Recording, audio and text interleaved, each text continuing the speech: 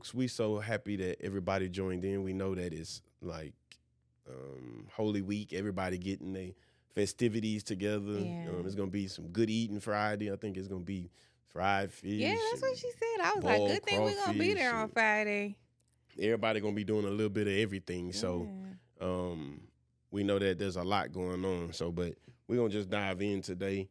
And for some of you, my wife looked at the lesson and she was like, oh, it just sounds similar to something a place that we've been. But I'm saying that to say, bear with us.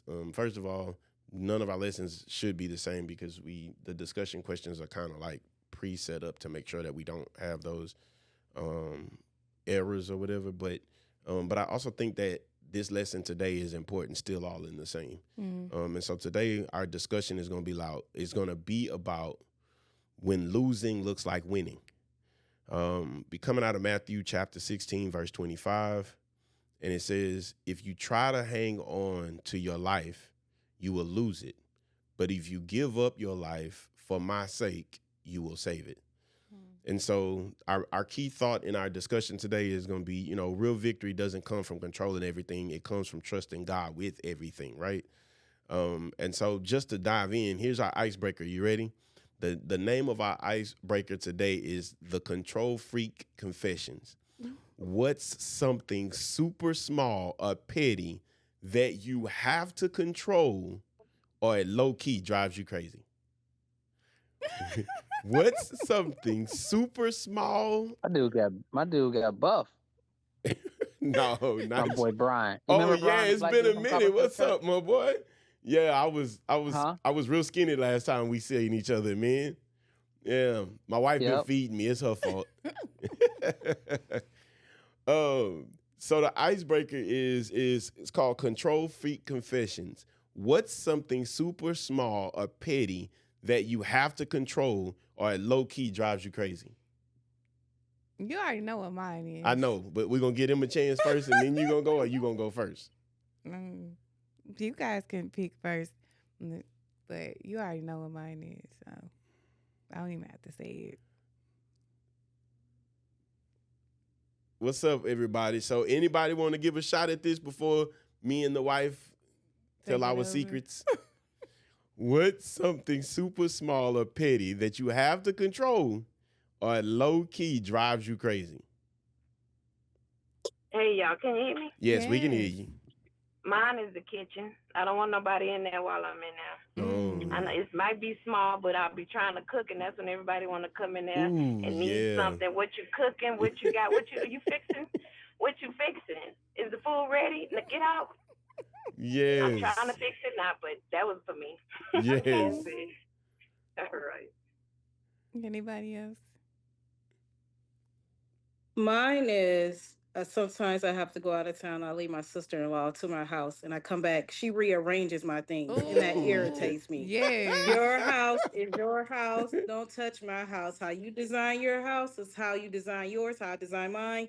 Leave it alone. And I have a background with design due to my degree. Please go somewhere and with the common sense. Go somewhere. Yes. Yeah. Oh, somebody in the thread said fixing the bed. Yeah, that's Yeah. I feel that one. Because I think that was like a major one when we first got married? Oh, yeah. Ooh, yeah, I was waking up at 5, 6 in the morning. Like, let me make this bed because my wife says she like the bed made. And let me just tell you. Yeah, that was something. I don't like sitting in the bed with your all day clothes on. Yeah. I don't like that. No, I will strip the whole bed. Like if I see you sit on my bed and you ain't took no bath yet. Yeah. Okay, so for me, it's when you touch my stuff.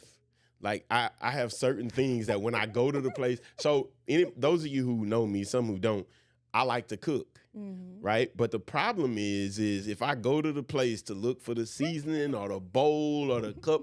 And let me tell you, if y'all got kids, let me tell you, the kids don't never put stuff back exactly where it belongs. Right. My wife even went to the extreme of labeling the cabinets, and they still don't go back to where they belong. Ooh, I tell you, I'll be ready to stop. I don't even want to cook no more. You know what? I'm not cooking today. Be so distraught. Man. Like, Vanessa, where is the lid?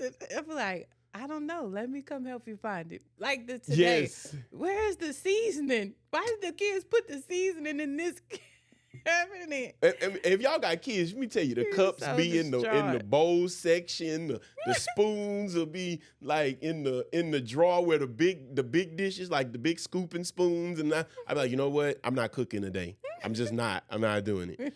So, but the reason I ask that is because that's the way that we oftentimes approach our relationship with God. Yeah. It's there are certain things that we're just not ready to let go of. And so the problem is that where we are in our lives sometimes is not a reflection of where God wants us to be, and it's not a punishment. Sometimes it's just as simple as, God, in order for me to follow you, I got to be in control.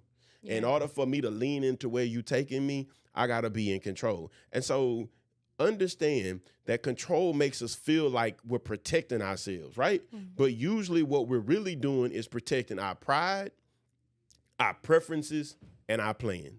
Now, I know that didn't feel good saying it, so it probably sure didn't feel good hearing it, but God was like, half the time the reason you want to be in control is because you're trying to protect your pride, your preferences, and your plans. Yeah. And I'm like, okay, God, that's true. Like when I go to God in a form of negotiation. Yeah. Like, God, I'm going to do what you say, but don't touch this. Yeah. Or like protecting some of your hurt. Yes. Like that's an ouch place. Yeah. Like, I'm not ready to heal in that shit. I ain't ready to tell that person that they hurt me, or Yeah. I'm not ready to let people know that I'm not healed in this place. No. So, And the hard part is exactly what my boy Clarence just said is the truth is in any of those places, we're never really in control. Right. And I find myself trying to bargain with God for control in a space where the truth is God's plan is always better than mine anyway. Yeah. Right. But I would say, okay, I'll give you an example. God, I'll do what you say. Just don't make me broke if I got to do it. Like, I don't want to struggle. And God is like, why would you think that I would make you struggle in the obedience of doing what I'm calling you to do? Sometimes that season feels like struggle, but it feels like struggle because I'm trying to stretch you and I'm trying to grow you in that. And so one of the things that God revealed to me even in the last few weeks in my study is being broke is a part of the process of becoming rich. He was like, I say, well, God, why you say that? He says, because to be broke gives me the understanding to know how to manage my resources. It teaches me financial literacy. It makes me start at the ground because, to be honest with you, if I gave Bubba $1 million right now, Bubba is my son, my baby. If I gave Bubba $1 million right now, the house would be full of chips, soda, candy, fruit snacks. Mm-hmm. But 20 years from now, I give Bubba $1 million and Bubba will sow and he will reap in the dreams of what he's trying to build because he has a better understanding of how to manage the money. Mm-hmm. And so for me, I find myself wrestling with God because if I be honest, pride, because where I'm at right now doesn't look like where I think I ought to be. Yeah. Preferences, because it's like, God, I prefer this. The house and the car is cool, but I prefer a better house and a better car. Efficiency. Right? Yeah. Plans, like, okay, God, my trajectory plan is 2 years from now, we own a house. 3 years from now, we're in the studio of our dreams. But the reality is that may not be God's plan. And so I have to find myself constantly submitted to that. But the truth is, even the thought of thinking I'm in control makes me feel safe. Mm-hmm. But the truth is, it keeps me stuck. Mm-hmm. I feel like I'm in control when I know where my money at. Right. But the truth of the matter is the more I got tongue tied. The more I hoiter. Look, I'm getting messed up. The more I hold tight, let's just say that, right, to the money, the less the money has an opportunity to grow, the less the money has an opportunity to duplicate. And let's not just talk money, let's talk about my gifts. Right. As long as I keep my gifts to myself, as long as I keep my calling, my skills that God has given me to myself, then it doesn't have the opportunity to get the exposure to become both what God has called it to be, but also to open the doors that God intended to open for my life using it. Right? It's like like the tech and the media, right? All of those things, like they are a gift that God has given me that makes room both for my ministry, but the ministries that people have also in their life that God has called me to sow into, right? Or to be a part of or to support. Well, God doesn't send people to support my ministry or the ministry he's called me to build if I don't know how to use my skills, my gifts, and my abilities to support other people's. Right. And so as I wrestle with that, as I think on that, as I chew on that, I got to be transparent today, just a little bit, right? Mm-hmm. I've been wrestling all week, like the last 2 weeks. I had this conversation with my wife. I've had this conversation with my accountability partner. And I'm like, bro, like I'm struggling. Like I'm not where I want to be. And I'm not seeing the fruits of what I want to see. But I know I'm putting in the work and I'm doing it. And God is like continuously reminding me, yeah, but what I have a problem with doing in my life is God will give me an idea, an assignment, right? And then I run with that assignment without getting all of the details. I don't sit with God and let God develop it because it's his. I run with it because it feels like it's mine. Yeah. And so Proverbs 3:5 says, trust in the Lord with all your heart and do not depend on your own understanding. Because the truth of the matter is my understanding is limited. Mm-hmm. My perspective is skewed because it's limited and it's skewed based on my position. See, I can only see in today and get a glimpse of tomorrow. But God is already in my tomorrow. And so sometimes I struggle being obedient because I can't see what he see. And if I be real, and I know a lot of people may not agree with this, but I'm going to be honest and transparent with myself, it's because sometimes I don't trust him. Yeah. You trust yourself more. I trust myself more. Than God. Yeah. And because, again, there's this part of in me that says I have better control of my preference, my plan, and my future than God does. Not saying that he doesn't, but I say with my mouth, oh, God, I trust you and I'll obey and I believe. But my actions say, God, I need to be in control of this. I need to have my hand on this, right? And that's where the war or the fight or the struggle with surrendering, that tug of war, that back and forth, that push and pull, right? That's where that struggle becomes into play because I'm struggling with, God, I know I should, but I can't. But you know what just came to my mind, like, because we plan, right?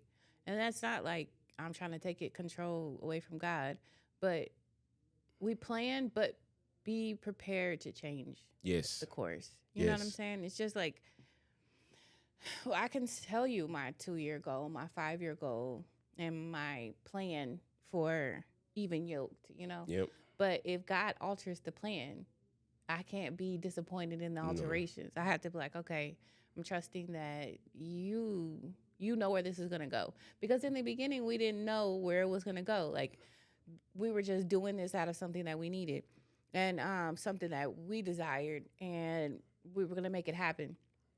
But as we've grown, we've seen different things come out of it. Yes. And allowing God to just continuously move and show up and tell us what to do. That has brought us to even the event that's coming soon, you know?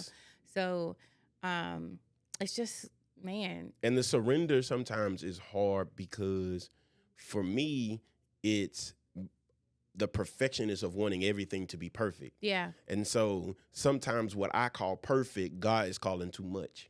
Mm-hmm. Right? Sometimes it's like for me, I'm not going to hold y'all. I got to give like a little bit of the deets, right? Okay, so we have chicken and waffles. We're having fresh fruit, these parfaits. We're having beverages and drinks and some type of dessert. But I was like, oh, but we also need shrimp and grits and we need and there was like just this high level, like, I'm like, God, I want to make sure that this experience is top tier, level 10. And God is like, yeah, but you putting so much energy into the things that don't matter that you're going to miss the opportunity to put the attention in the things that do matter. And then you're going to get there and people are going to be like, the food was good, but the experience was pointless, right? And so you have to make sure that the reason why God is asking for your surrender is because I don't know about nobody else. And I know I'm probably not the only person on this call who sometimes I overthink it. Sometimes I think too far into it, and it's not and just to be honest, it's not just the spiritual stuff.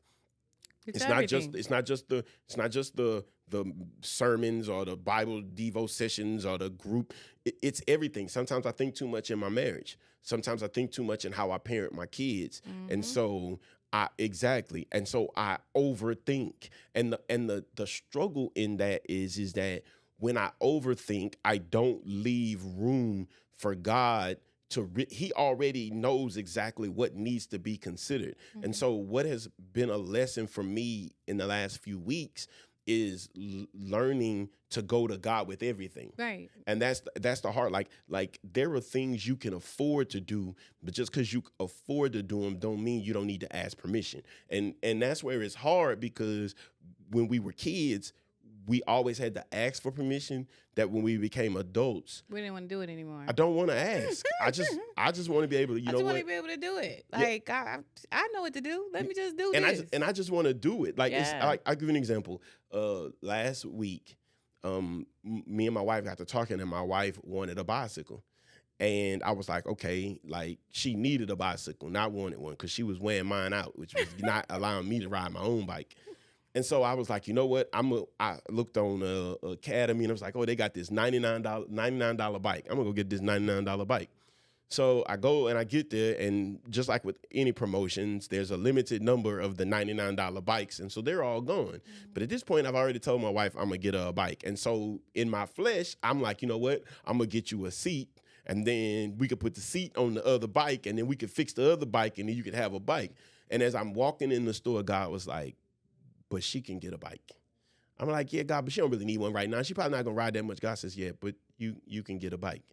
And I kid you not, sweatlessly got the bike she wanted. She was all excited about the bicycle. Why are you saying? It was because I have to make a habit of going to God about everything.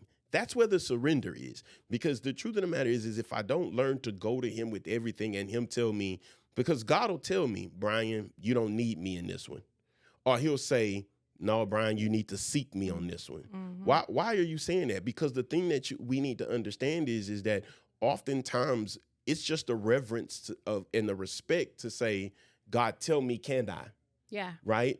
Because I don't ever want to get so conceited or so self-righteous in the journey that I create the assumption that I got say and I got the final say in everything. Because I don't have the final say in everything. The truth of the matter is I got the final say in the things God has released me to have the final say in the things that God is saying, I've taught him enough, he can make this decision. Right? And so, but again, surrender, the steps into learning to surrender truthfully is by going to God with everything. Now, getting back to this word control, right? This illusion of this idea of control. See, control gives you the illusion that you're preventing bad things from happening. But most times, control doesn't prevent pain. It just delays it or moves it somewhere else. See, when I think of in my own life, right? And again, when you hear me talk about my life, there's so many of these discussions that are parallel to both of our lives because we're married, right? But the truth is there are so many places where I have gained more peace by releasing the control than the stress, the pain, and the delay of the inevitable by trying to take control of everything. And let's not make it super spiritual. Let's just think about like the day-to-day of my everyday life. Let me tell y'all something. There is a lot that goes into this, even though it looks simple. And what I mean by that is we have production and we shoot. Then when we get through shooting, we take production, cut it into bits and clips and pieces that we then turn back around and use for content on TikTok or our Instagram or socials. But then in each one of those posts, a description has to be created and a tag has to be created. And the reality is I found myself becoming exhausted with the routine of the job, with everything else that we have going on in our lives. Kids, ministry on the weekends, 9 to 5, doing this same similar thing for someone else. And so I had became exhausted. And my wife had been begging me to just teach her how to do it and then back up and let her do it. And I'm like, yeah, but don't nobody know how to do it but me.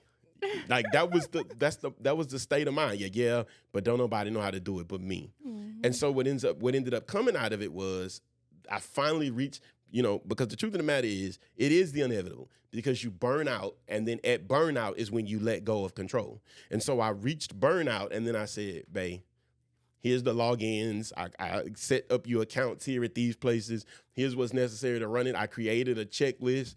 Here, knock it out. And I kid you not, she is more consistent than me.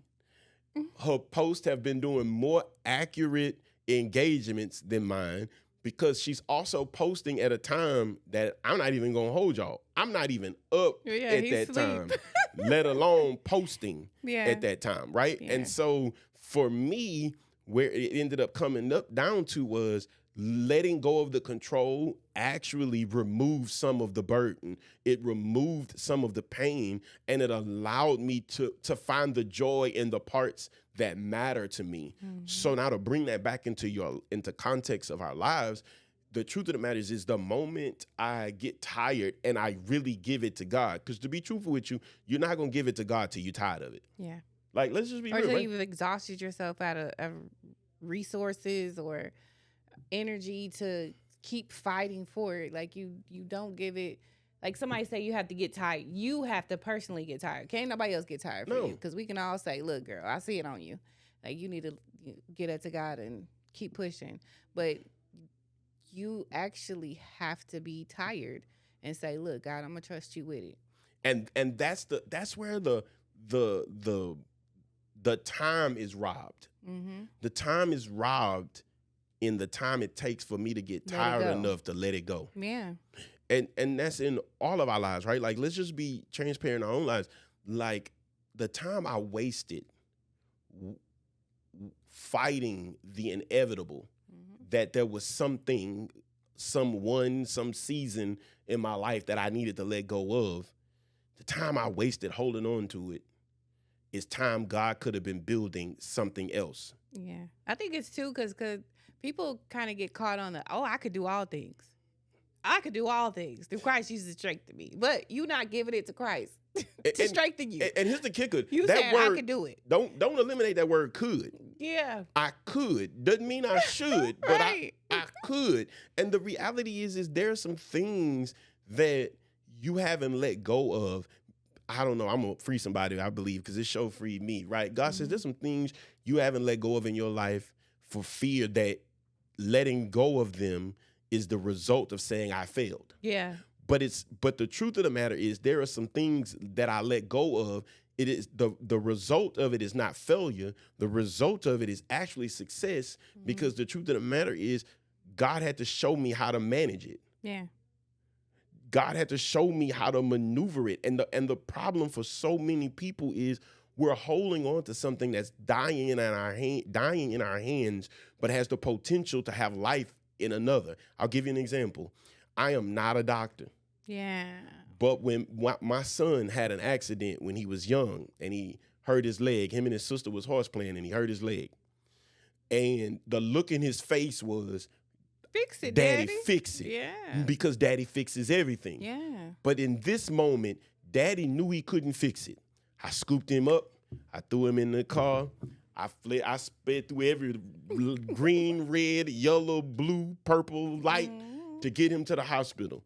And as my son is there in pain, I'm in tears, but at the same time, there is a piece in me that says he is somewhere where they can fix it. Yeah. And so what I'm saying to you is that at some point, you have to have enough faith and enough trust in God to give it to him. Mm-hmm. And again, giving it to him isn't still, giving it to him is letting it go. Yeah.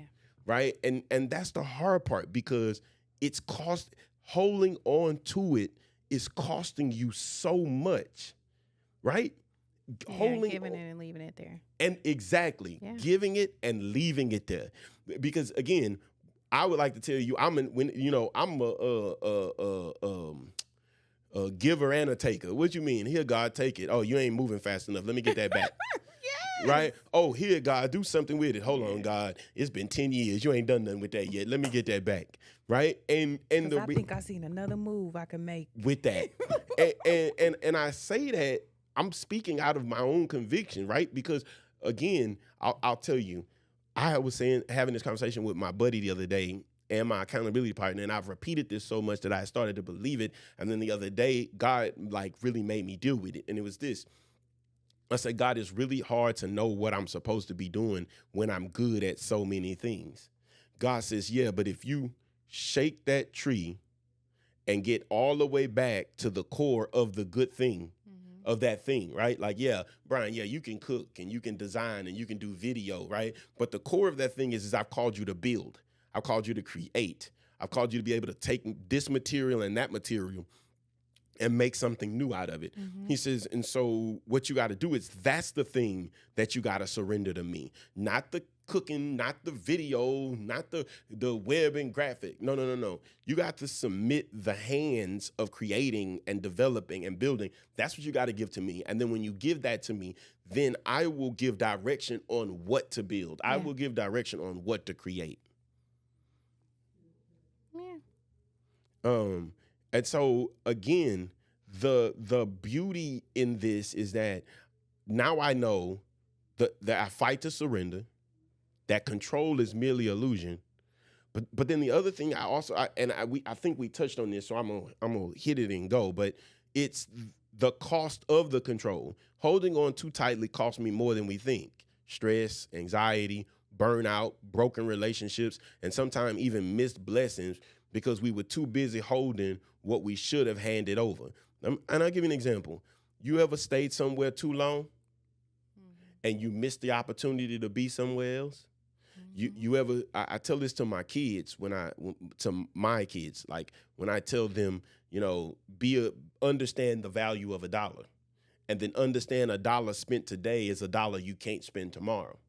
Right. And so my youngest, sometimes he forget he got money. So it's easy. But again, the only reason he forget he got money is because everybody else taking care of him. But a few of my kids will spend it down to the dime and the penny.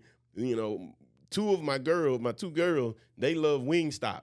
They will give Wingstop their last $20 and be broke the rest of the year. And don't care. But the reality is the understanding is if I spend it today and then something I want better than what I spent it on happens tomorrow, I forfeited my ability to have that. Well, now I was speaking about that in money, but now can I go and take it a different direction?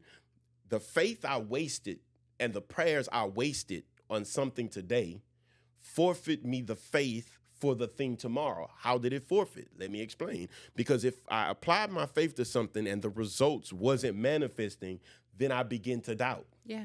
Then an opportunity comes that needs the level of faith I put in this thing, and now I don't have that faith to contribute because, man, I burnt it over here, and so now I don't have it for over there. Or it's almost like I don't even want to talk to God about that because he ain't answered back here.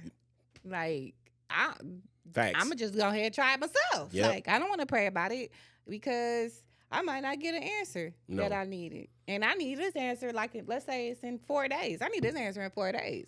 And God ain't answered me in 3 years on these other things. So I might not even go to God about it. And that's where we begin to find. Yeah, or the answer I don't want to hear. Exactly. Right, or it's the answer I don't want to hear. Yeah. That part. And so the reality is that I find myself in a wrestle, right? But that sets me up for point 4. You ready? Point 4 says, give it up versus give it to God. Surrender isn't saying I quit. It's saying I trust. Now, before I even get any deeper, right? Quitting comes from frustration. Surrender comes from faith, right? So it's not that I got to a place where I quit. I got to a place where I said, God, I trust you. Now, how do I get there? Because what I don't want you to tell you is it's not the I quit, it's the I trust. But how do I get from the I quit to the I trust? It's simple. It's the fact that I got exhausted at doing it with my own strength, that I took it to God because I felt like God could do something with it or about it, right? I'm praying for my relationship. I didn't quit my relationship. I just took my relationship to God and said, God, okay, I trust you that the end result of this is going to be to my and the other person's good. Whether if that means we together at the end of it or separated at the end of it. Yeah. Right? And so, again, know the difference, because you'll go to a situation and you'll quit. Mm-hmm. Right? It's like, I quit. I'm done. I'm tired of fighting. But I'm not tired of fighting in the sense that I'm ready to trust God. I'm just tired of fighting. And so I stopped praying, and I stopped going to church, and I stopped believing, and I stopped hoping and pursuing, because I quit. Yeah. Like the verse that goes with that, Matthew 11:28. Then Jesus said, come to me, all of you who are weary and carry heavy burdens, and I will give you rest. And I notice he didn't say you will find it. He said, I will give it to you. He said, I'll give it to you. Yeah. Notice he didn't say you had to take it. Yeah. You didn't have to steal it. He said, I'll give it to you. Yeah. Right? You give it to me, and I'll deposit the rest. Yes. And so the reality is that we've got to get to a place where we trust God. That's the real mile marker, or the real level step here is God, I'll trust you. And let me tell you something. Here's what if you want to know what trust look like. Somebody said that's a word and a promise. Facts. If you want to know what trust really looks like, go back to when, if you have children, think of your children. If you have siblings, think of siblings when they were like 2 and 3 years old. And there wasn't too much of anything you could ask them to do or say to them that if they trusted you, they just did it. Yeah. Like, I kid you not. Like your younger sibling, not the older. Yeah, like the younger ones. like it was funny because I'm the baby. I can't relate. Because it's funny. I was telling somebody the other day, back in the day when we were kids and we were playing video games, and you didn't want, you wanted your sibling wanted to play, but you didn't really want them to mess your game up. You hand them a joystick and had them thinking they was playing, but it was because they trusted you. Like, you could feel I'm going left with the stick and the man ain't going left, but they taking your word for it because they trust you. Mm-hmm. How many things do we really trust God that God says, like, I know you think this your life and you think you controlling the joystick, but I'm the one playing the game. It ain't even on you. I'm the one playing the game. I just need you to go where I point and where I click. Yeah. Here's another point. Faith ain't forced. There's a difference between grinding and forcing. Faith will have you working, but never stressed. Force will have you working, but still empty. God's flow has favor attached to it. Your force has frustration attached to it. Mm-hmm. Understand that when God's in control, there's favor moving this. So it's not even forced, it's flowing. Yeah. But when it's easy. Don't mean it feels good. But what I'm saying is the movement is not shoved, it's flowed. Mm-hmm. Versus when it's me in control, right? I'm on a time clock. Mm. The blessing got to happen fast. The manifestation got to happen swiftly. Mm-hmm. So I'm literally shoving the mission, shoving the assignment, because I'm trying to get to the next thing. Yeah. It's like, don't get me wrong. I'm gonna be transparent, and I told y'all that's how we operate, right? This building has been a blessing. 4 or 5 months ago, we didn't have this. But the truth is because I got this, I've already started dreaming about the next thing. I've already started praying about the next space. And don't get me wrong, that's dope. And it's great to have hope and dreams and vision and all of that. But if my vision, my projected vision, has me bitter in my current season, it's not flowing. It's forced. And so then I'm stressed and I'm frustrated in this season because I'm not even in this season. I'm physically in this season, but everything mentally, emotionally, everything is already in tomorrow. You know what I was thinking about? Out driving your headlights.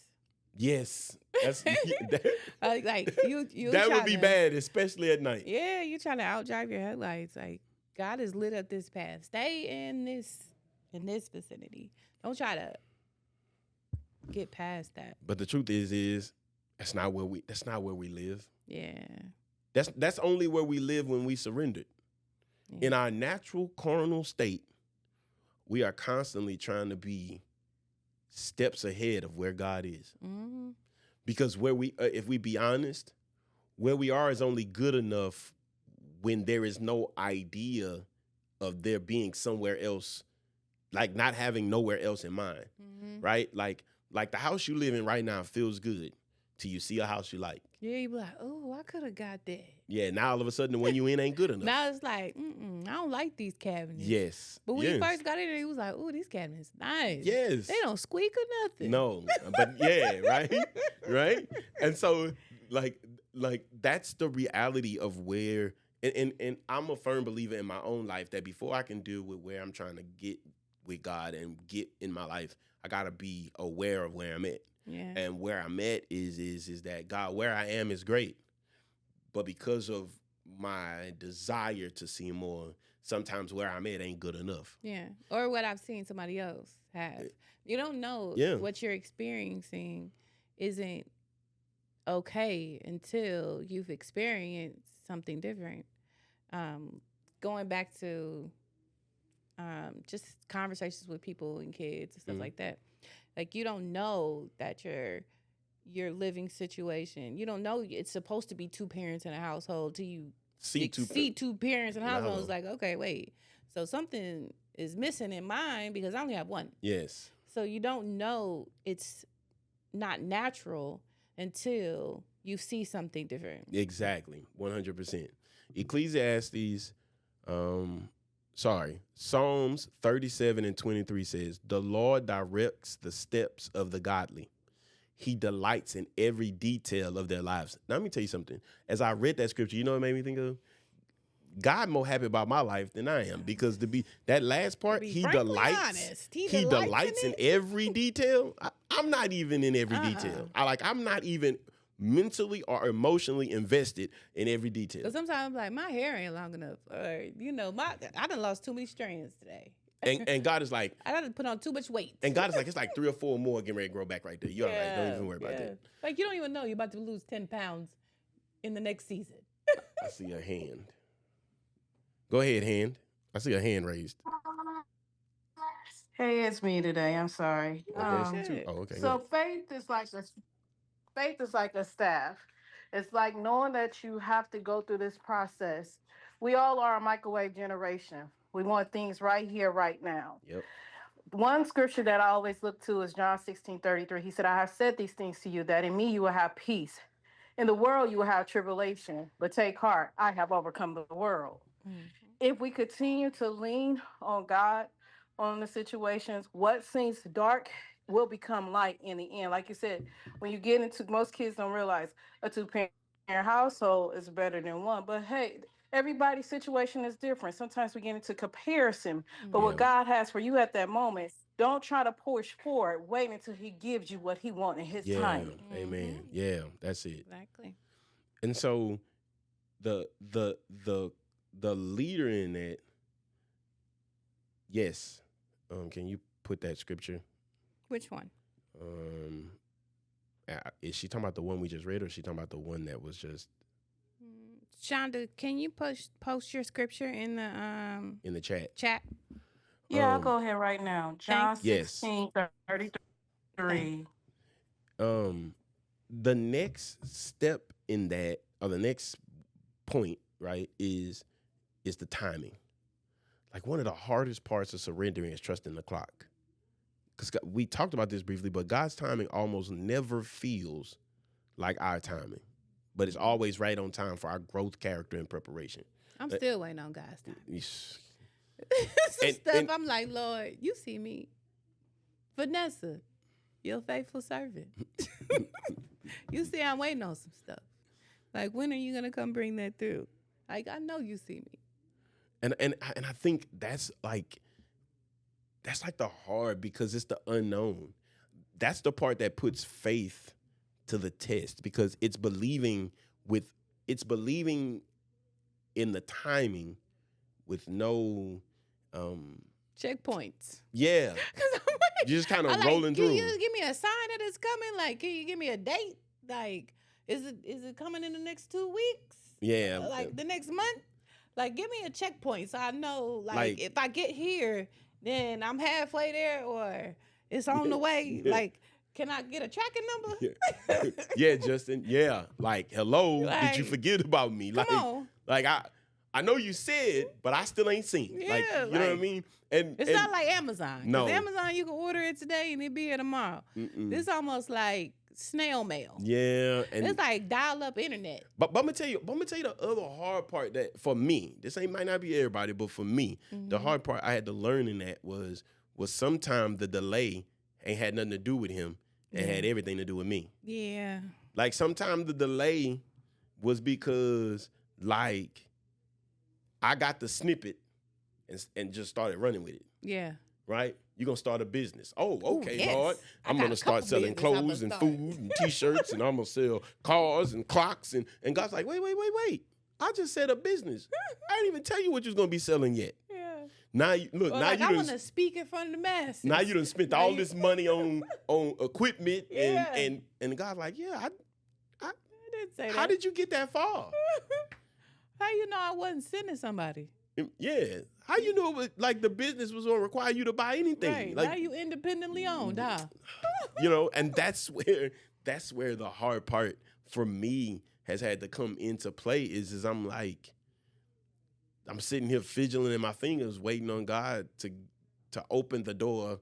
He's opening doors, but I'm waiting on the door, right? Yeah, but that goes back to the asking. So it's like, okay, God told me I'm gonna start a business.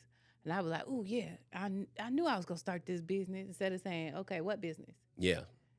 What business do you want me Not to start? being anxious. Yeah, be anxious for nothing. Yep. The Bible tells us that. Yep. It's just like, it goes back to the asking. Like, I want to hear something and work on it and not wait and talk to God about it. Instead, I'm calling up Brian. Man, God said, I'm going to start a business. Brian's like, well, you know, you got that good stuff that you do, and that could take off. And then you're like, oh, okay. Then I'm calling up somebody else, and they confirming what Brian said. So now I'm thinking, ooh, that got to be God, because 2 or 3, you know, agree. We're confirming. We're going to start praying about it, and you all out of God's will. But here's the kicker. All that self-proclaimed confirmation, and yet you were still too scared to go and say, hey, God, is this you? Consulted the creator. hey, bro. Hey, God, is this you? Right. Is this you, or is this my imagination running wild? You know. I'm excited. Yeah, right? And so it's crazy because I have to remember I am one of those people who will hear from God and get so excited with what I heard that you tell everybody. It was like, God, it was a conversation between me and you. Yeah, God told me I was gonna start a business, and they be like, "Yeah, what kind of business he told you? He ain't tell me that part yet."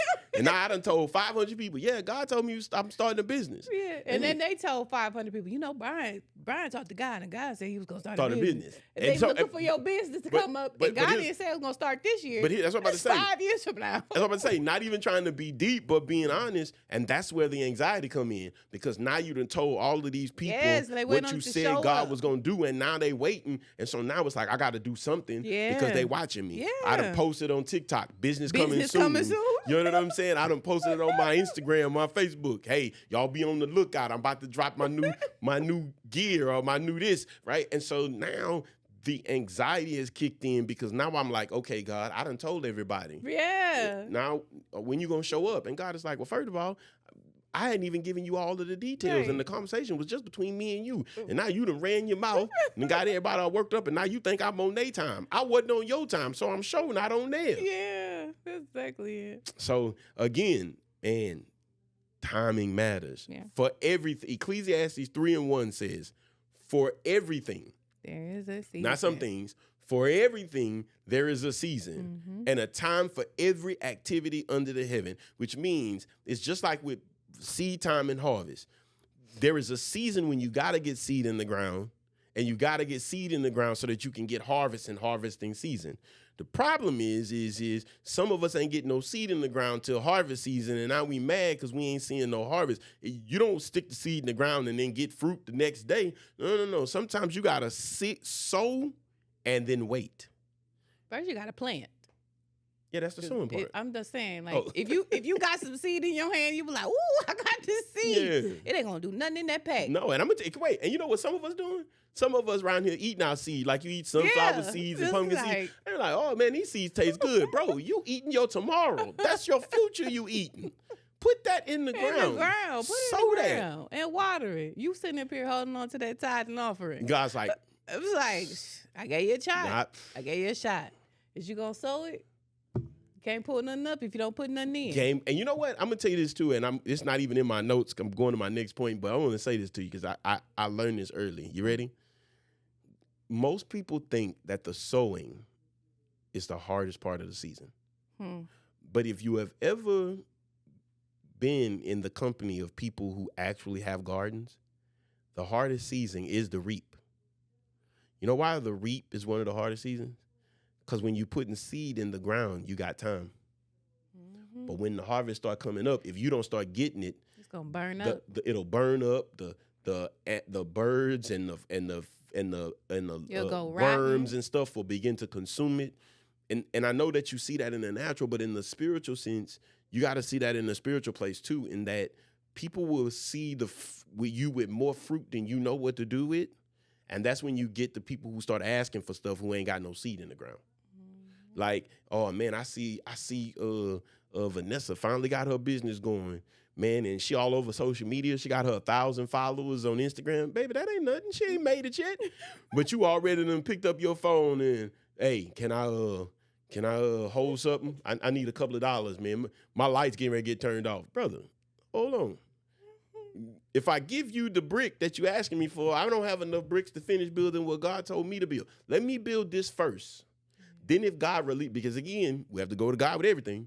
Then when I go to God, if God tell me to lend you a brick, I can lend you a brick. If God tell me to build you a house, I can build you a house. But right now, these bricks already have purpose. Yeah. This seed already has a season assigned to it. And so I got to make sure that I'm operating within the assignment and the season that God has given me. Because what you will discover is there are times when you've done things that felt like good things, but they weren't God things, right? You know, you gave somebody $100 or $200 or $500, and you gave it to them in the season when God wasn't telling you to give it. And now what you did in essence was you gave away your seed. Now you got to go in repentance, beg God to give you some more seed so you can get some in the ground. Or you gave away your rent money for the next month because God knew you was going to be short. You just did. See, I'm trying to tell you. Okay. Last. Shonda's hand still raised? Yeah, I thought it was still raised from the last one. It is. Okay. All right. The next thing. What, did I do 0.7 already? No. Most of our control issues aren't about control. They're about fear. Fear of being hurt again, fear of failing, fear of being overlooked, fear of losing.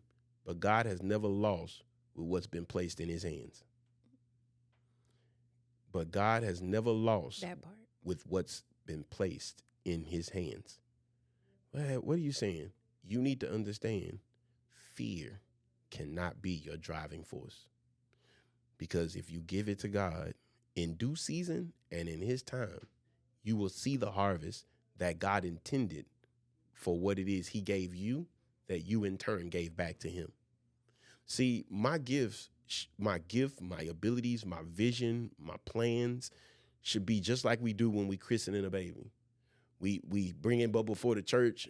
Does anybody know what the christening is about? We bring him back before the church and we dedicate them back. Notice we say we dedicate them back to God. God, we're giving back to you something that already belongs to you. Yeah. You know what I mean? So understand that fear cannot be the fuel, because fear is like, if you know anything about racing and race cars, fear is like NOS. Like it can put too much into the motor at one time, blow the motor up or blow you up at the same time. Like understand that Fear cannot be the fuel because it's unstable. That's the word I'm looking for.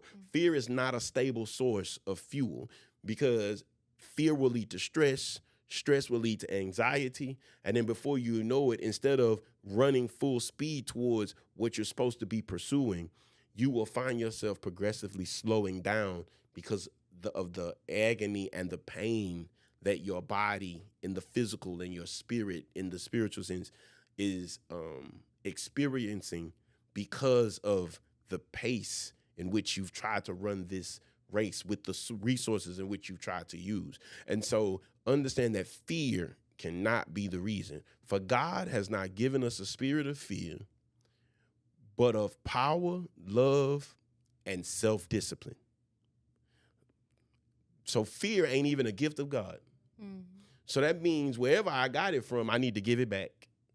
Mm-hmm. And fear happens in spurts. It does. You know, like. And it looks different ways depending on how you're experiencing it. Yeah. Because most people automatically associate fear with balled up in a ball, shaking and trembling in a corner. And that's not what fear always looks like.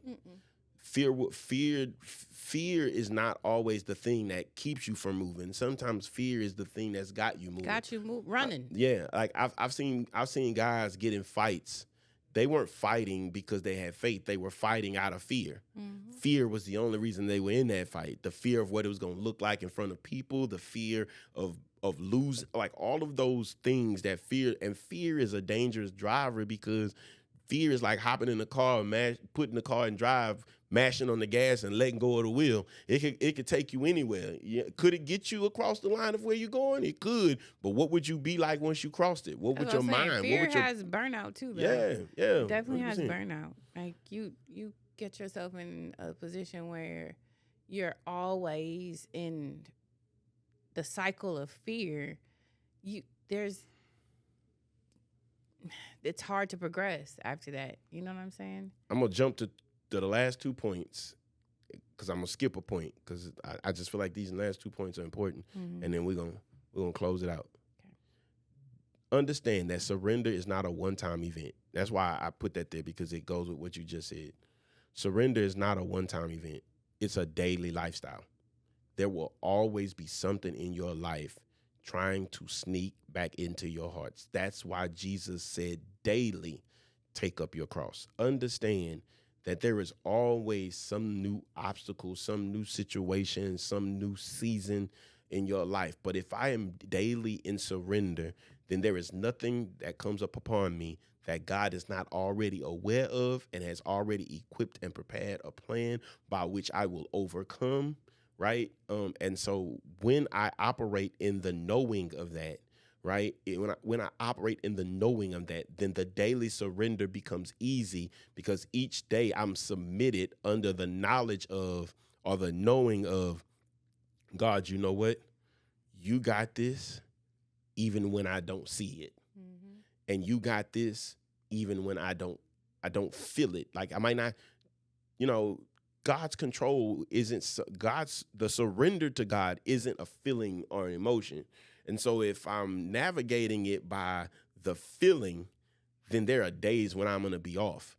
But it's not a feeling. It's a complete and daily surrender. It is a daily choice. Better yet, a moment. You're right. A moment by moment, right? Because again, life happens in the moment. That is, Clarence, that was a great one. Life happens in the moment. And so surrender is moment to moment.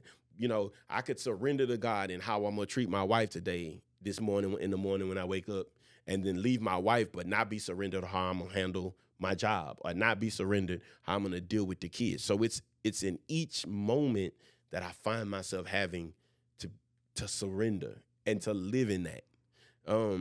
Somebody told me I can't remember who told me. I might have been your mom. She was just like, when you come into moments of where it's just by nature you need to surrender, but the person's attitude may not have been the greatest, so you have to surrender to. Jab. You just have to say, "As unto the Lord." Yes. I'm doing this as unto the Lord, not as unto the person that hurt me, Not as into the person that's,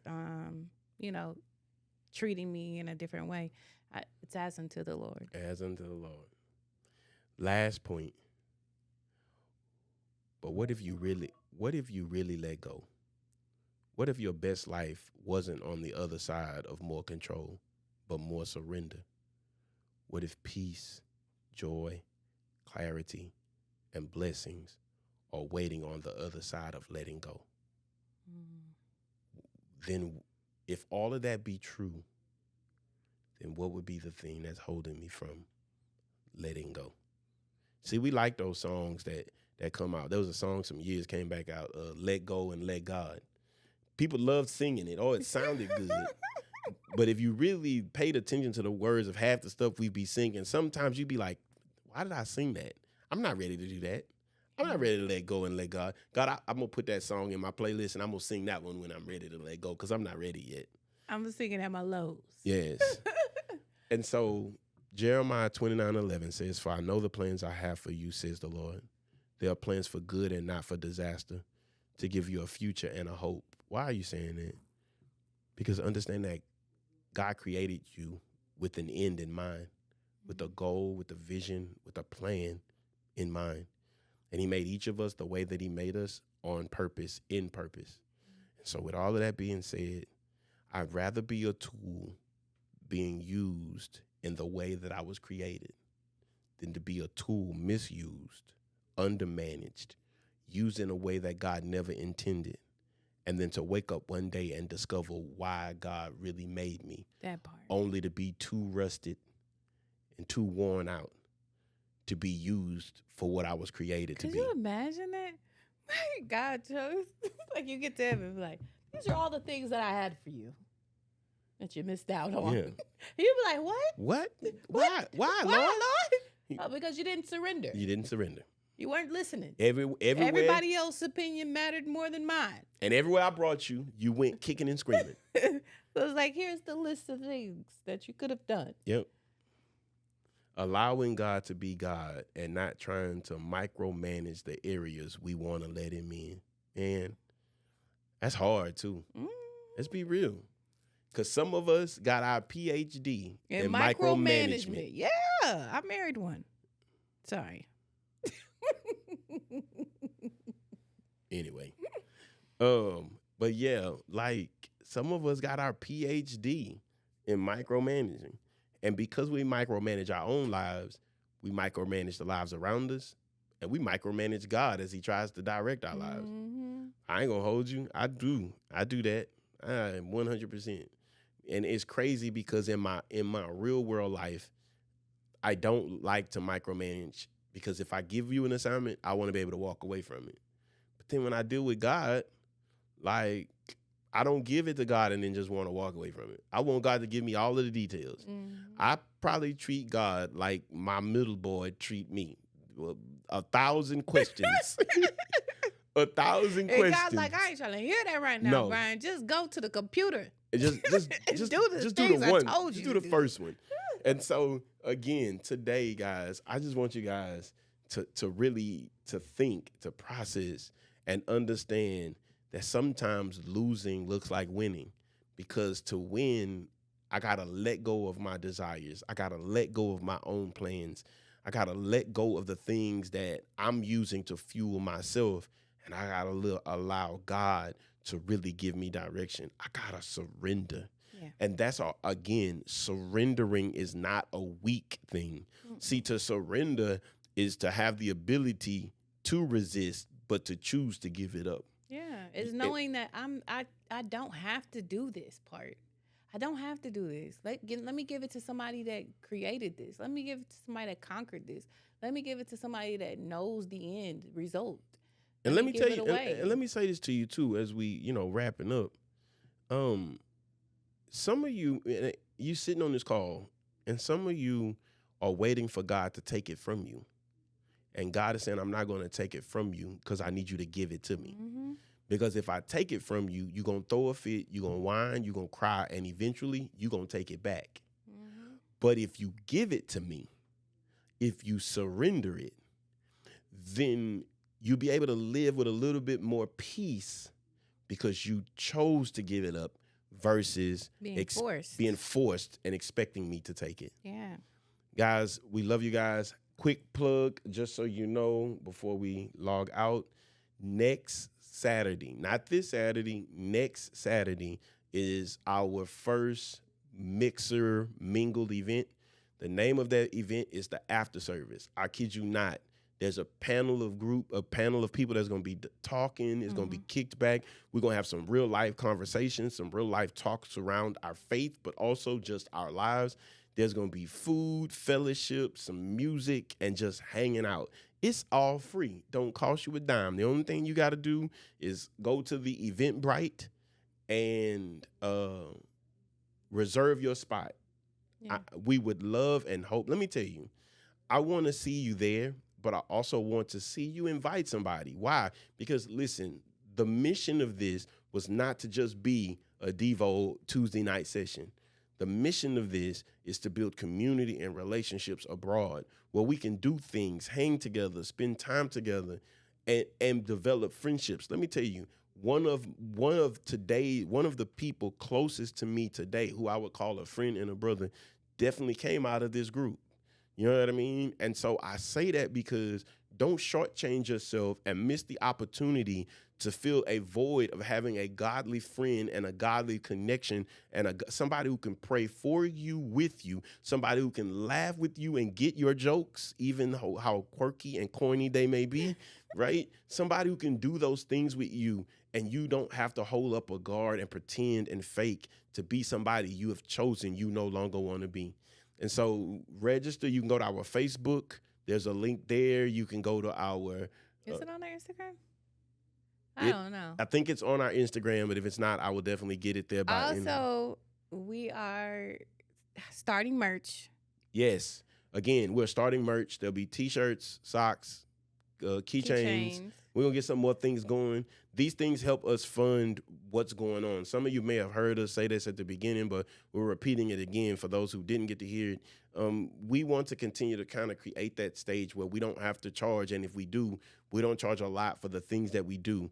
And we do that by doing these things. So, you need a shirt. Okay, yeah. good. So, just be on the lookout. If you want shirts, reach out to me or Brian and send like your shirt size.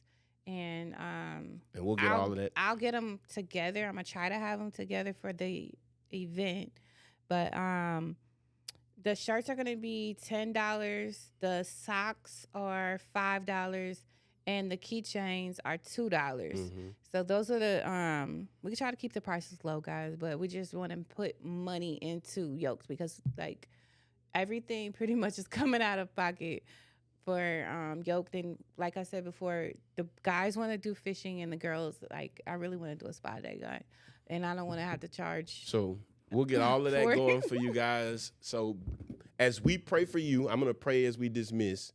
As we pray for you, please continue to pray for us that we see this through, that we stay submitted to who God has called us to be, yes, and that we don't jump too fast and allow anxiety to pull us off our post.